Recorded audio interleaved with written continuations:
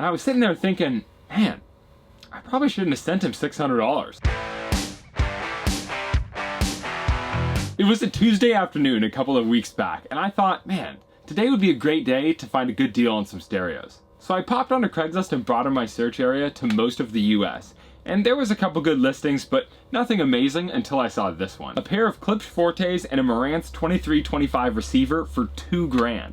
That is a great deal. The receiver was advertised as coming with the original box and manuals and looked basically new. I immediately was a bit suspicious though, seeing that the listing had been up for 2 months already and that this was such a good deal. But I figured, shoot, I might as well ask. So I sent off an email and called it a night. The next morning, I got a call from the seller and we chatted about the price. He said it was $2,000 for both, and that someone from 2 hours away was coming to look at them that night if I didn't want them. In the listing, he said that he would happily ship them, so I took him up on that offer and sent over my zip code to get a quote on the shipping price. Before we hung up, I made sure to mention that I would either need to pay with PayPal or Venmo and use purchase protection. Every other scammer I've ever dealt with has done one of two things upon hearing that.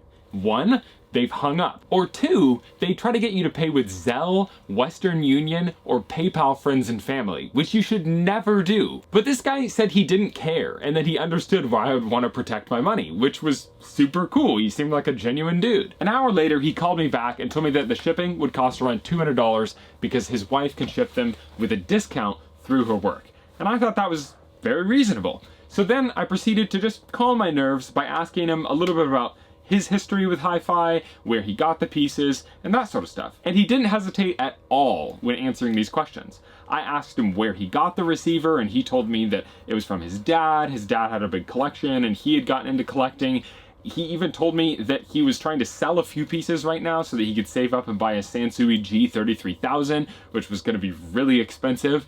And just generally seemed like a guy that was into hi-fi. I still felt a little bit weird about the situation though, so I told him I would need about an hour to decide on whether or not I wanted to buy him or not, and I just needed to look at my finances. As soon as we hung up, I went through my typical process of vetting out a scammer, which was Googling the phone number, searching the phone number on Craigslist to see if there were any other listings, and even looking up the listing title online to see if anyone else had reported it as a scam. It turns out he had multiple other listings in different states for the same equipment. He also had multiple listings in each county that he was listing in that used different names but the same phone number, which seemed a little bit sketchy. I even found a post on Reddit of the exact listing I was looking at and somebody asking if it was a scam.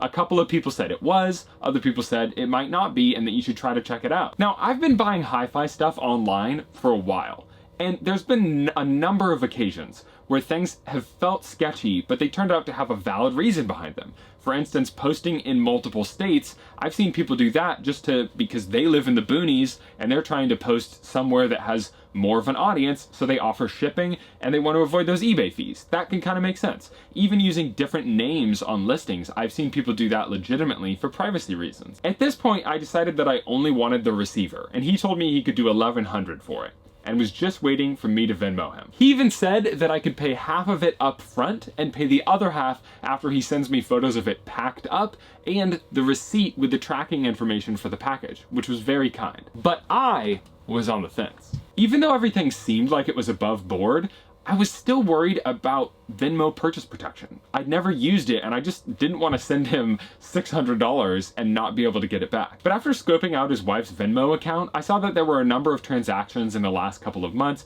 and one of them appeared to be for a pair of La Scalas. And this whole time, I'd been really curious to know if this was a scam or not. So I finally gave in and I sent him the money, of course with purchase protection. And I actually couldn't believe it. After I sent him the money, I was thinking to myself, man, what did I just do? Within a minute, he texted me and told me that there was an issue with his wife's Venmo account and that he needed to return the money.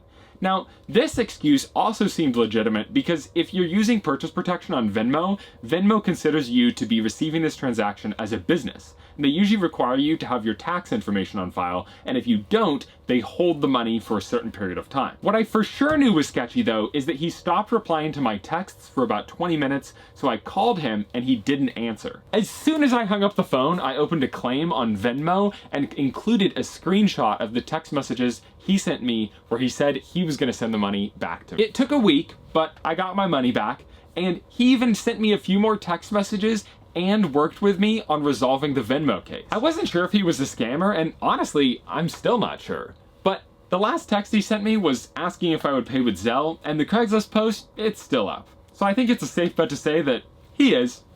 Thanks for listening.